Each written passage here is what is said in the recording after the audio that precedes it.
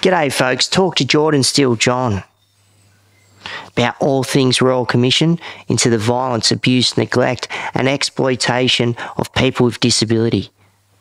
The submission of the final report, the 222 recommendations, where we jump into the future of group homes, SILs, education, employment, incarceration, First Nations, call groups, accessibility, decision-making, advocacy, healthcare and treatment, the NDIS, Quality and Safeguards Commission.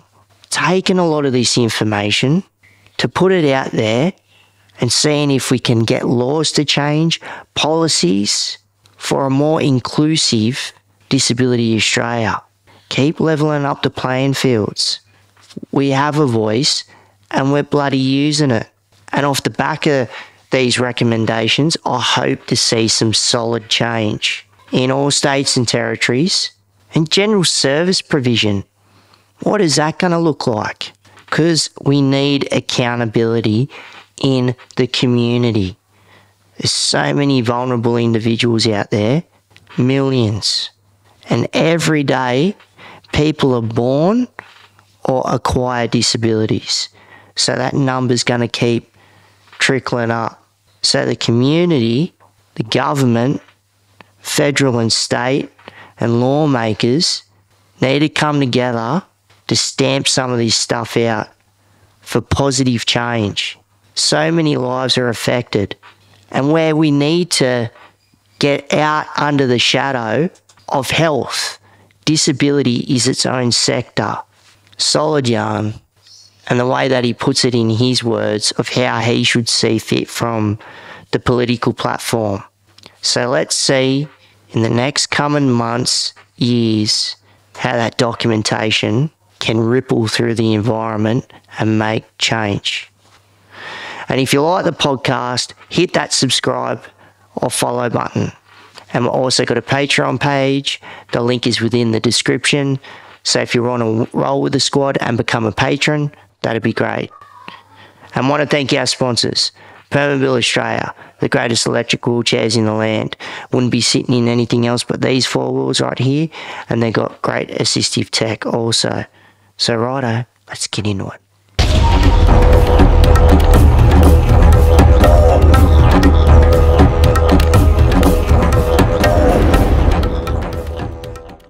Senator Jordon Steele-John, welcome back, my friend. Great to be back with you, Jake. Mate, well, let's just jump straight in today. 222 recommendations into the Royal Commission into violence, abuse, neglect, and exploitation of people with disability. Big news for the nation. A lot of ripple effects going on here. So how does the final report make you feel as someone with disability and also the position that you're in today? I think there's a number of emotions, Jake. First one is pride. I feel a deep sense of pride in our disability community, in everyone that campaigned so long and hard for the establishment of the investigation, and everyone that gave evidence to the investigation of their own lived experience and their expertise. And I think that we together produced a report which speaks to the scale of the discrimination that we experience and the harm that we are subjected to, often in the very systems that were set up supposedly to support us, to enable us. So there's pride there. There's also a deep sense of determination. What we have in the report is an opportunity now to take the steps that we know as a disability community are needed to be taken to end the cycle of segregation, of isolation and of abuse, which has so harmfully impacted so many of us. So we have an opportunity now to take those actions, those tangible actions needed to end segregated schooling, to end segregated work, and to end segregated housing, particularly. It's action that I'm now looking to the government to take. We've done our bit as disabled people. Now it is time for the federal government and the state governments to do theirs. And I'm determined to continue to push for that as part of the broader disability justice movement. Solid words. Righto, 18% of Australians have got some sort of form of disability, whether that's physical or invisible, right? So, Yep.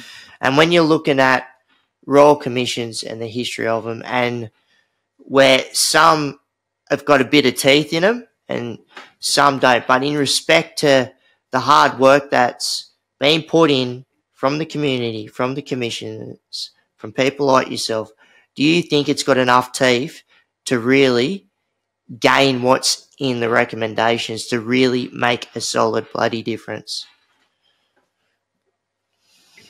I think we've got enough teeth, Jake. I think there are 4.4 million disabled people who are done with being chained to our beds, who are done with being locked in our rooms, who are done with being separated in class, who are done with being subjected to ableism and segregation by government policy and design. We are done with it. And we now demand our government join with us in the work of transforming those systems so that they are inclusive and uphold our rights without exception. And that is the work we're now determined to do. We will not allow this report to gather dust on a shelf inside the bureaucracy. We will continue to work together to get these recommendations implemented and this change enacted. So, in short, we are the teeth, my friend, and we intend to bite and be bolshy until this change is done. I'm with you there. You know, I'll be wheeling forward with the teeth pronged out, that's for sure. So, and one of the when you're looking at the wording, right, and there's a lot of powerful stuff in there, and just the way that the report's put together are recommendations. But also, I'm just so glad that, you know, because I get sick of it, disability seen as a deficit, right? Especially when it's got to do within that medical model. Yeah. Yep. And that's what needs to get driven home. And that's from the top down. That's coming from, if you're looking at the different state and federal, mainly when you're looking at state and territories, right? Also federal, but when you're looking at the health ministers and where that's going to trickle down to the health professionals and the information and education that has to come from your clinical professionals. Yeah? Absolutely. No, I 100% agree with you. I think that what is really important to recognise is that so much of the report speaks to the reality that the barriers and discrimination we experience as disabled people is a function of the ableist policies or structures in society rather than a function of our impairment or difference. So the brokenness is not with us. We are not broken. We are not lesser. The barrier is in society, and together with our allies in the community, we can bring those barriers down and rebuild inclusive policies and structures, and that's what we need to do. And government needs to get on board with that. And government needs to be conscious of what the social model of disability is and what it means to understand that the barriers exist in the society and not with the individual, and need to get to work with us to do that. And there needs to be a sense of urgency. There needs to be a sense of ambition. There needs to be a problem-solving mindset. It is not good enough to say that the realization of our rights is just a bit too hard and complicated and big to be dealt with right now. We are not big and hard and complicated. We are human beings, and we assert in this moment our right to have our basic human rights Yeah, upheld. and when you're looking at also what's really, really important, like you've always heard when it's got to do, whether that's from the agency or the disability sector, when it's got to do with co-design, co-design, co-design. And where I want you to speak to, which is great, that's within Mm. the report, is co-production and what that means. Because, because what Co-production. I see a lot, and this is people, whether they're getting involved with the government, whether they're getting involved with private entities, because I see a lot of people with disability where they got their IP, their intellectual property, and where I don't want to Yep, see it where it's just where they give that and then you've got consultants or other people that just take that IP and run with it and want to design it and produce it for themselves. It's where co-production, where it's from the start to the bloody finish line. So can you yep, talk to us about co-production and what that means to our mob out there with disability? absolutely. Absolutely. I think there's two elements that are so important here. One is power sharing, right? Power sharing as a fundamental baseline starting point for the co-creative process. So that means bringing disabled people in on the ground level, but it also means working with disabled people to understand what the ground level is. You know, if you're bringing somebody on once you've decided what you want to implement, you're not co-designing. You are consulting on implementation, not co-designing direction. And there's a key difference there. And then as we collaborate on the production of the project, the advancement, of what once we've decided what we're doing and we're working towards implementation, there has to be co-production along all elements of the timeline in order to get ultimately to achieve the object that you've set out to achieve. So yes, we need co-production. Co-production is, in my mind, the result of power sharing, and power sharing needs to be something that government needs to get better at because it hates it. Government hates power sharing. It doesn't even particularly like consultation. So we've got to, again, assert you are not going to get outcomes that are either what we need or that we will accept as a community unless those outcomes are the product of co-design and That's it. And it's co-production. just knocking on the head, just the ableism and just those viewpoints, whether that's in the public and the private sector. We just need to keep hammering that home. There's plenty of people with disability that are more than capable, whether that's if they're doing it from home or getting out to meetings where they can co-design but co-produce, power share and getting it done. And all that's doing, it's closing the gap on certain facets within Yeah, our realm of disability, yeah, absolutely. Yeah, and we need to be doing that in the implementation of these recommendations, right?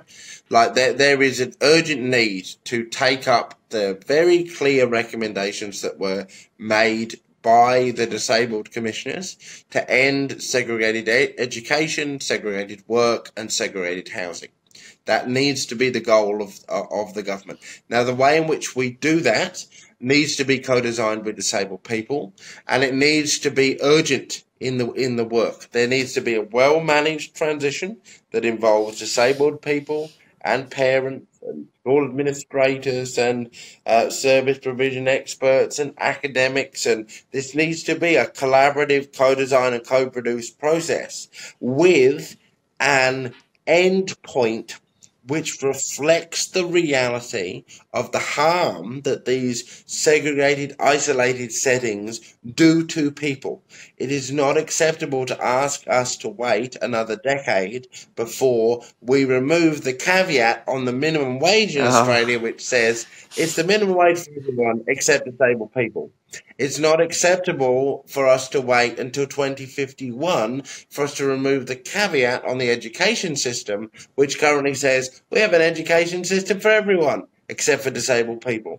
And it is not okay for us to wait another decade before we remove the caveat on the housing system, which says if you're a disabled person, not only will you be subject to the extortionate rents and the extortionate prices and the suffering of the growth of interest rate payments and all of those things, you will also be housed in a setting where you don't get to choose who you live with and what you do in your home. That's not acceptable. So we need to have a co-designed, co-produced solutions, and they need to be delivered along a timeline that reflects the reality that these situations cannot be allowed to continue to exist for decades. That's right. And before we get into some of those caveats and align with some of those really important ones when it's got to do with employment, education, housing. So how does that look? How would that look in regards to if you've got those three or just all the topics in general off the back of the recommendations? How does it look if it's formulated across the nation or in different states, if it's having groups of identified disability power brokers that are really experienced in their field of choice? Like when it's got to do with, look, I'm almost thinking like if this is what they propose, like The Voice, right? But say if it was that model, but different.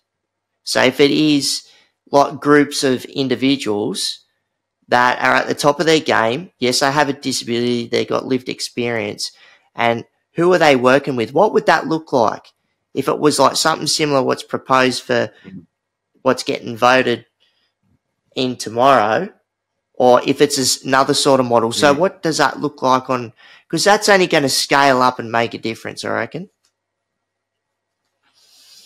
So I think there's two actions that need to be taken.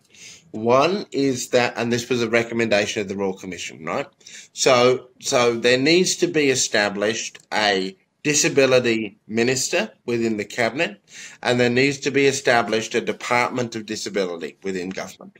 And in my view, that department would take in within itself the disability functions, obviously, of the NDIA and the running of the NDIS, but it would also remove from the Department of Social Services the administration of things like the DSP and the carers allowance and all the various different social services elements related to disability. Would take ownership of the National Disability Strategy implementation, and it would also reach across into the Attorney General's Department and bring within itself the relevant entities around the Disability Discrimination Act and the enforcement and modification of Australian law in relation to disability discrimination.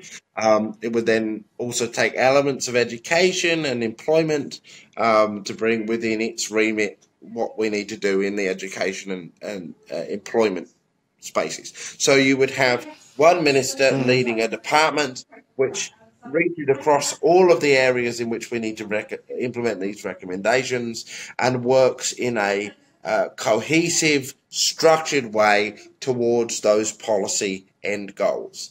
That would enable the disability community to have one contact point and one person to hold accountable for how we are progressing towards those goals. And then in terms of, so that's part one, if you like, and that's actually not that much of a radical proposal, right? We've got a First Nations minister, we've got a women's minister, like there should be a disability minister, and that disability minister should be a disabled person, and that department should be founded on the principles of and have a deep understanding of the social and affirmative model, the model of disability, and what are our nation's obligations under the CRPD. So that's the government structural change that I think is needed. as well as, implementation of our obligations under the CRPD within Australian domestic law. So that's your structural changes. The other piece of what do we as a community need to do? This is important. And I think that what we need to do as a community is continue to develop our political and cultural capacity, because I believe that we will get the change we want to see when there is a combination of a strong, politically engaged, culturally confident disability community, which is then able to apply lobbying power and political pressure to the political institution itself.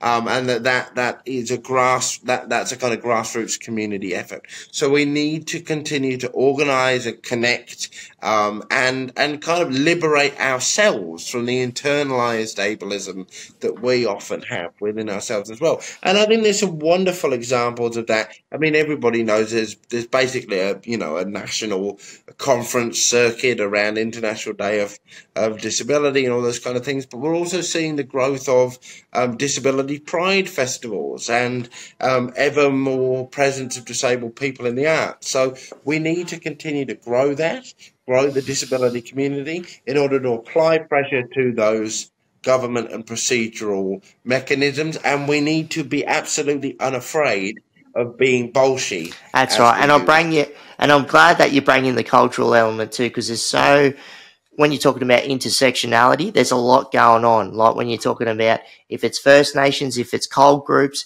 if it's got to do with gender identified, there's so much going on. And when it's got to do with disability on top, multi-layered. And it's, and when you got the grassroots, putting that on full broadcast. So at the end of the day, and I'm glad you went off the back of the recommendations, because if you are looking at the top of the tier, the tip of the spear, which would be that disability minister, and it would be great. And from my perspective too, that they should have lived experience of disability, right? And that's where it's straying away, peeling off from the medical side of things. It's running on its own steam. And because you're looking at the NDIS, you're looking at the capacity of it, what it's going to blow out to be, and it's going to continuously grow. Like everybody is going to either be born or acquire disabilities every day, Yeah. And we do need to, as we make that argument, Jake, for greater government engagement, I think we need to be willing to push back, and I'm a little bit concerned about this, about the idea that the NDIS should be, significantly dismantled in favour of, mainstreaming disability. And, we need this to be foundational, this language of foundational supports, because here's the rub. We absolutely do need to have inclusion in every part of government, right? But the people that let's just be honest about this. The people that are making the argument for foundational supports are not making the argument because they're woken up one day and go, oh, do you know what? Every service really should be accessible to disabled people. They're making the argument because they've been given a direction to cut the cost of the NDIS by a certain percentage point by a certain year. That's the goal of the Treasury. 8%, capping the scheme at 8% and saving the government $59 billion in the process. And if that is your starting point, then really what you will end up doing is sugarcoating a process of kicking disabled people off the supports we currently have, like throwing them to the wind of the states and going, well, you know what, it's good, thank you very much, but there'll be foundational supports when you land, when they don't exist currently, and they will take years to build properly. So we've got to be conscious that is a bit of a word game that's happening now, and it's not an either or. It's not, you can actually do both. Yeah, because that's just going cart before the horse. And, if you're going to throw it back on the states and territories, and if there's no structure back there, try and cut it 8%. Come on. So. Well, what are you going to say to an autistic? What are you going to say to an autistic kid that needs supports, need adaptations? Oh, sorry, you're costing the scheme too much. We've got to kick you off now, but don't worry. In a couple of years, your state or territory will develop a foundational support, which will look completely different than what another state or territory would develop. So you best not never want to move. That's the system we had before, mate. And we are not No. going back to that system. And I don't, it is immaterial whether our refusal to go back to that system is inconvenient. That doesn't factor into my consideration. Our rights are not contingent on whether the achievement of them are particularly convenient to any particular politician at a certain point in time. Yeah. So, hey, our last discussion. So and it was a heated, hot topic when you're talking about ADEs, Australian Disability Enterprises. Oh, yeah. So, Oh, yeah. and there's big words, and this does carry through with group homes as such, but if you're going back and blanking this over ADEs, phasing out. But that's a process. Yep. But in the meantime, when you're talking about putting dollars in people's pockets where they should belong, take us through it, Jordan. Yeah, right. So I think we need to ground ourselves really firmly in this conversation in an understanding that there is, in Australia, a cycle of segregation. And we've just got to call it by its name. It's not a cycle of special. It's not a cycle of supported. It's a cycle of segregation. And that cycle of segregation begins in school, where people are segregated and isolated. And it continues through to segregated housing and segregated work, where in those settings people are abused, they are neglected, they are exploited in the workplace. Pay dollars on the hour compared to somebody else. And that cycle of segregation and their existence in those settings leads to abuse and early death. That is what the Royal Commission found, and that is what we have lived as disabled people. And so when we then look at, what do we now do?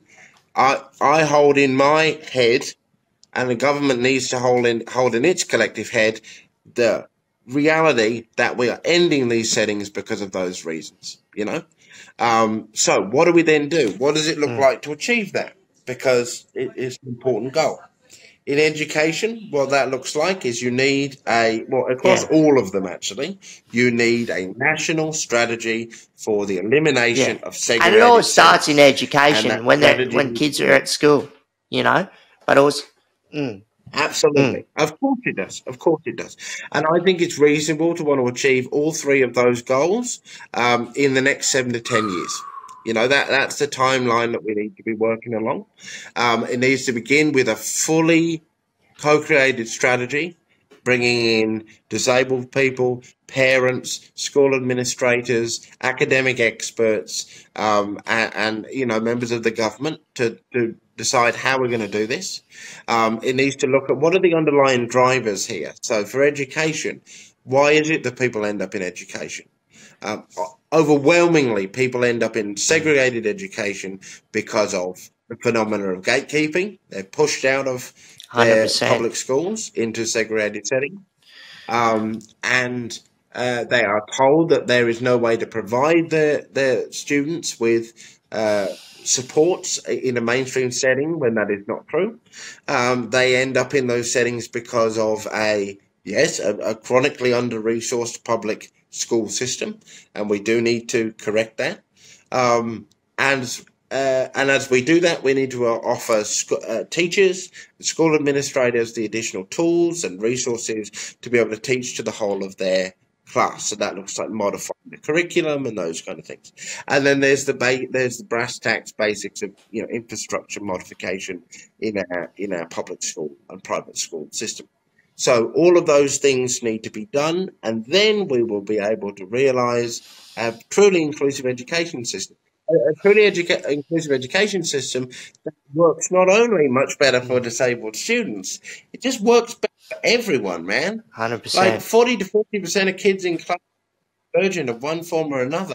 Our public system and our school curriculum is failing kids, failing teachers, and leaving both really burnt and really tired. So it is time to transform the whole thing anyway, quite frankly. Fund it a hell of a lot and support people a hell of a lot better.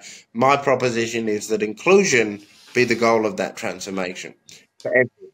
So that's how you deal with segregated ed. Um, in terms of, and a lot of people I know have expressed concern of, well, there are certain supports that my child receives in a segregated school. That we're worried that they wouldn't receive those supports in the mainstream system. Well, that's the point of increasing resources so that they could be, but also redirecting resources so that they are, because we do actually spend a lot of money on disabled education in Australia. We just spend it in a way that reinforces rather than deconstructs segregation. So we've got to realign policy settings. Then in work, my friend, there cannot be a caveat on the No, minimum not at all. wage that says if you're to say $2 now. Now, there's a few arguments that are rolled out about the interaction with the disability support pension and what would that mean. And my response to that is twofold. One is we can easily change those requirements and settings so that you earn more before the DSP is produced. I would also say that if you are simply placing somebody in a program that kind of simulates, it doesn't simulate work because we give our labour to a program which calls itself a That's workshop right. but it is not, and it is not an employment setting experienced by anybody else in the Australian workforce. So what we need to see is modify the DSP settings, absolutely bust the discrimination that exists in She's the rife. workforce where it comes to making an application. You're good and then you don't get the job. But there needs to be an acknowledgement that actually, if you're not earning more than the DSP because of the policy settings, like, do you want to be doing what you're doing? Like, do you want to be doing with your day what you're doing at the That's it. ADE, or would you like to be doing something else? Since it's not actually earning you any more money than if you just had the DSP. So, what are the other options for helping people expend their energies and time in a meaningful way? And these things are deeply connected with education Along the way. because of the low rate. Like, they do it for Look, able-bodied people. the Like, low, Jesus. absolutely, but the low rate of completion of Year 12 and the differentiated curriculum to which disabled are taught in segregated educational settings is a huge barrier to then gaining employment or moving on to higher education after school. So again, I think we can achieve that transition. We can achieve that transition in 7 years. The reality is that the trajectory of the segregated work providers is declining because the NDIS can't see the point in paying a private provider to then underpay a disabled, which, to be fair, is one of the most rational decisions I've ever seen the NDIS Slavery. make. To be Jeez. well, it is discrimination. It is discrimination. It's unacceptable. It's currently sanctioned by Australian law and shouldn't be sanctioned by Australian law. And then finally, there's housing, and we know disabled people. There, you have every And can I barrier that just say everyone too, else and that's with the housing too, and like when you're trying to, because that's the biggest pushback from, and it's hard to get over the line for individuals when it's got to do with the NDIS, right? Or there's other schemes as well, but it's always, it's not an answer to homelessness. It's not an answer to homelessness. Well, where do you want these individuals to go? They're going to end up out on the streets. Like, then what? So again, that we've got to recognise with housing, the situation at the moment is untenable. It is not Not acceptable to continue to house disabled people in this way. It leads to isolation, abuse, early death, all of these things that the Royal Commissioners found. So what do we need to do? We need to recognise that disabled people face every barrier that every other person in Australia faces to housing: extraordinarily high rents, extraordinarily stagnant or low wages, challenges around the increases of interest rates in terms of what mortgage repayments cost. All of those things, plus some additional factors that you're uh, overwhelmingly likely to come up to a situation where your house is physically inaccessible to you because of the way in which they've been built. If you need public housing, not only are you sitting on a list years long with everybody else, but again, a tiny proportion of public housing stock is physically accessible to you. So we need to solve those problems through changes to code and investments in redevelopment of that public Change housing the stock. code. That's a It big one. is usually we need to make sure that the SIL, the SDA require the specialist disability housing accommodation requirements in the NDIS you to live with your carers and partners in the context that you wish to live independently. And then we need to support people currently in those settings to transition out of them. Because we do need to acknowledge that if you have lived in one of these institutions for 20, 30 years, there needs to be a really well managed process of what they call deinstitutionalization. That's it. And it's not going to a mini So institution. It's going to a more independent living situation, not just going from big scale to small scale and it's the same. No. well, people, whenever you have this conversation, and like I've done a lot of work in this area, particularly around young people in nursing homes, right? Like you go and you have the conversation, and people never say, like, they never say, "Oh, I really love, I really love being in a situation where I don't get to control who I live with, or what I eat, or what I watch on the TV, or any of that kind of stuff." They say, I've always been here. If I'm not here, I don't know how I will live. I don't know how I will have friends and engage with anybody. I feel that I will be lonely. And so what government then gets to go is turn around and say, well, look, that person in that institution wants to be there. And disengage from the conversation where actually what you need is an in-depth, multidisciplinary, trauma-informed approach to supporting that person to understand the actual choices that are available to them and the different ways in which they can achieve those goals. And it may well be that some people, and this has happened in WA, some people decide that they want to get out of the institution, but they've been with three people in that institution for 20 years and they'd like to build a house together, and kind That's of live it. together, or buy a house and do like a regular house sharing arrangement. Like, And that's they're not totally sharing fine. bedrooms. But They a lot got of their people, own, they're living within a communal environment, but they still got their own space and being independent. they can lock their own door. And so we can do that deinstitutionalizing work again within a decade is perfectly possible. While at the same time, through what we're doing in education and work, we're actually closing off the pipe. We're preventing people from entering that cycle of segregation because there very much is like you want to stop people going into that cycle, and then you've got to support people currently trapped within it. And that's it's complex work, but it needs to be Needs to be done. done. And talking about complex and a lot of grey areas, and it's covered extensively, like in the report and out of it, when you're looking at the criminal justice system. And like there's so much education's a big one for me, and that's whether it's the people working within those systems and even down to the inmates. Like, the amount of people that get targeted when they're walking through the yard, and even, and then when they're trying to transition out of prison. And there's that's a whole podcast within itself. But yeah, give us your thoughts on that.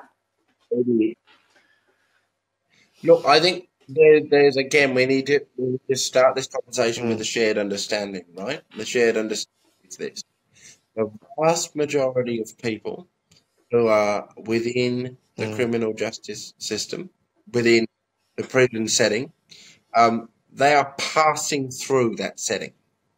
You know, like it is a moment in their life. They will not stay within that setting for the entirety of their life. And so once we understand that this is a person passing through setting, rather than this kind of mythical idea of like somebody that, I don't know, stays there forever, you know, like they'll be there for their life or whatever, we then can connect with the fact that, okay, well, once that person is within that setting, what is the goal of them being there, and what do we need to provide in order to achieve the outcomes that we want once they've exited, right? Because the vast majority of people will exit, but also a certain number of people will repeatedly re-enter. See, Which, you recidivism. know, it's not what we want to see, right? So in that context, we need to acknowledge what's the reality of the people that are passing through this system. And if we start with young people, the vast majority of young people in youth correctional facilities are disabled kids. Huge. There's ASD and intellectual disabilities throughout, everywhere. Heaps of mob. Doesn't matter if they're black, white, or brindle. And you know, like just basic. You think about, because I've visited a couple of prisons. How much of prison compliance? So just you're in there. You know, you're in there. You're trying to navigate the rules of being in there. How much of it comes down to when somebody tells you something, you comply or you are punished, right? And yet, just in that small window you have to be able to hear what you're being asked. You have to be able to interpret what you're being asked to do. You have to then be able to interpret based on what you've been asked what you're meant to do.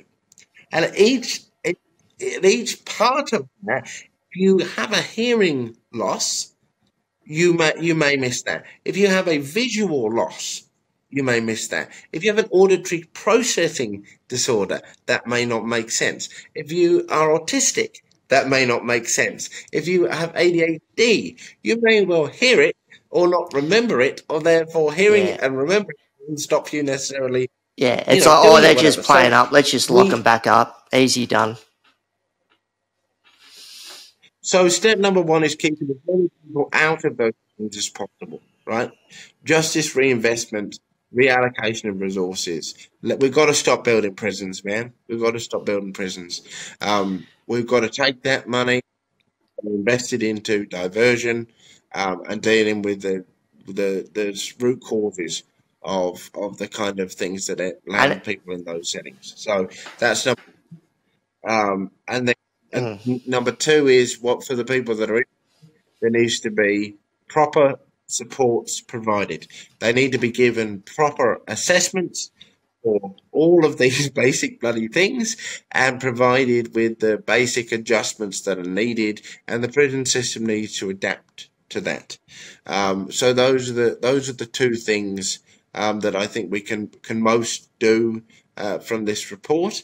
But ultimately, prison's not a good place for disabled people.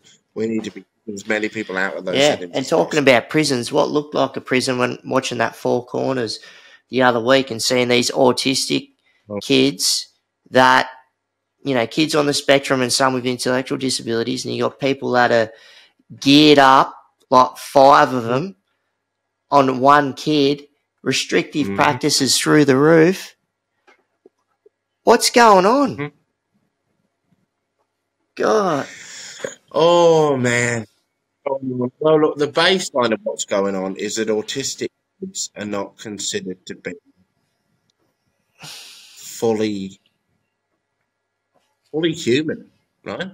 Like, and that's the root cause of ableism generally, right? Whether it's you or me, whether it's autistic kid, like where does it really begin? Where does ableism begin? It begins with the idea that disabled people are really lesser of a human being because of our impairment or difference.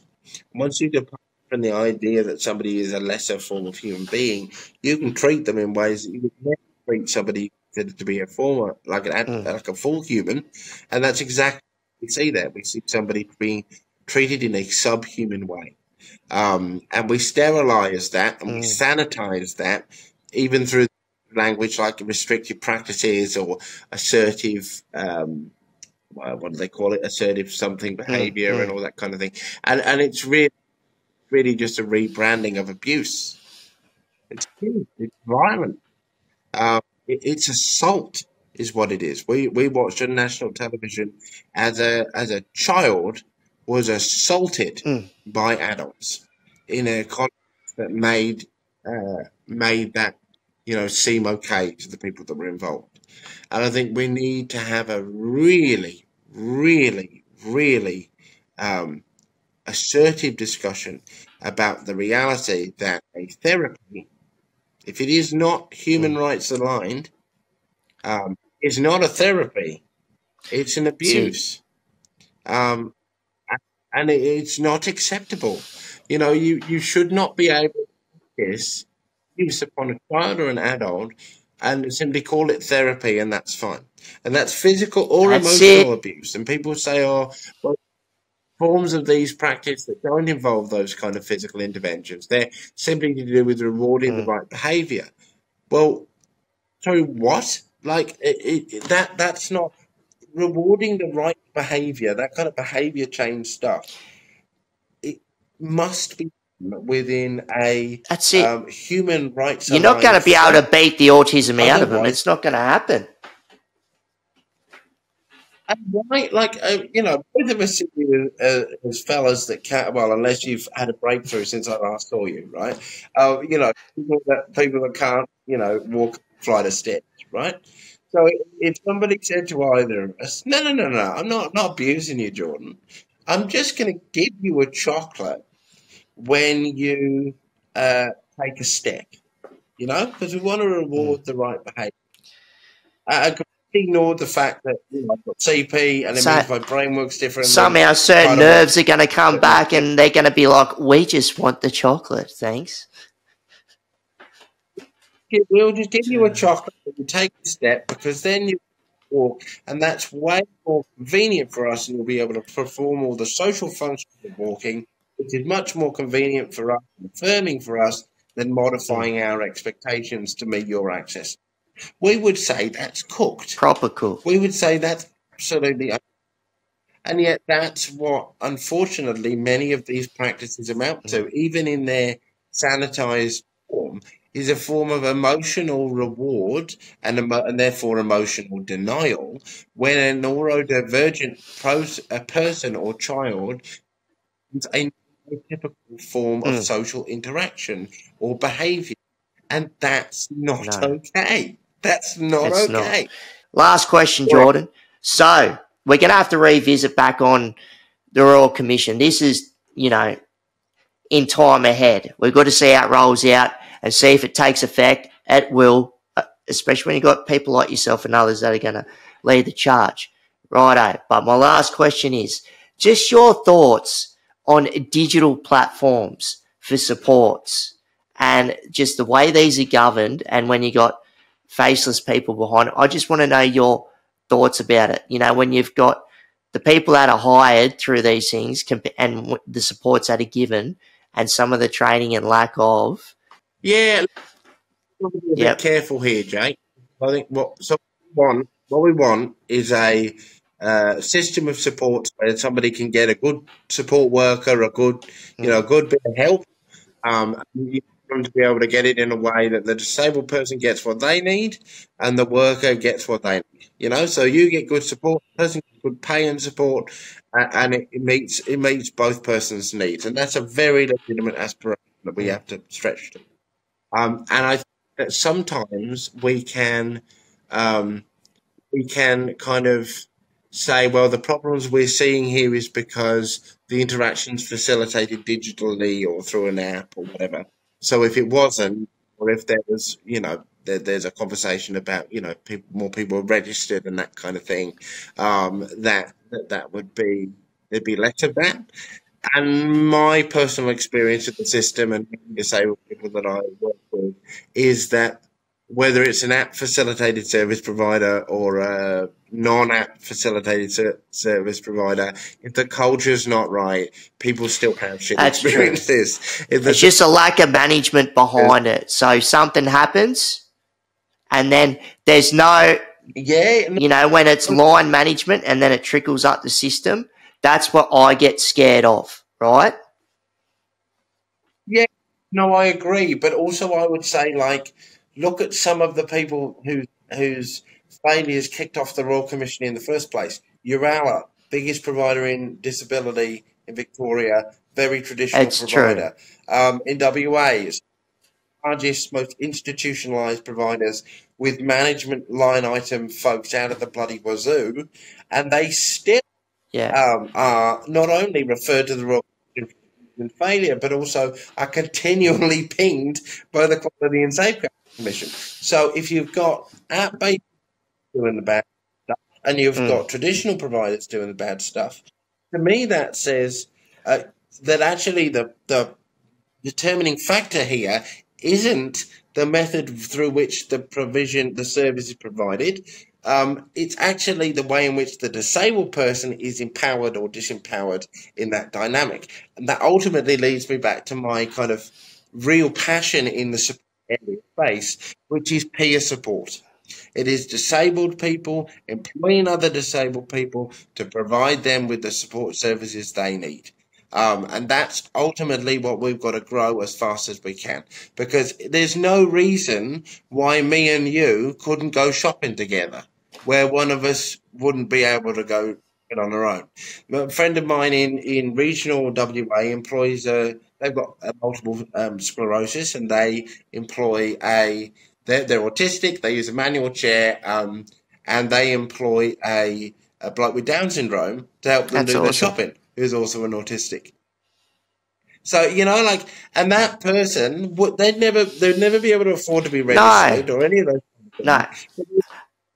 Perfectly able to, like, and that's all I'm saying. As long as they're done right and it helps a person with disability and they get what they need, whether it's a person that's receiving the services or, like you're saying, it's a person that's given the services that's got disability, and we need to really push that.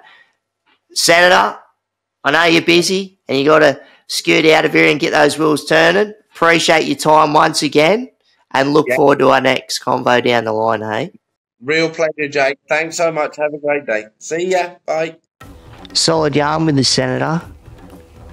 Jordon Steele-John in the hot seat from lived experience and projecting what he thinks should go ahead off the back of those 222 recommendations.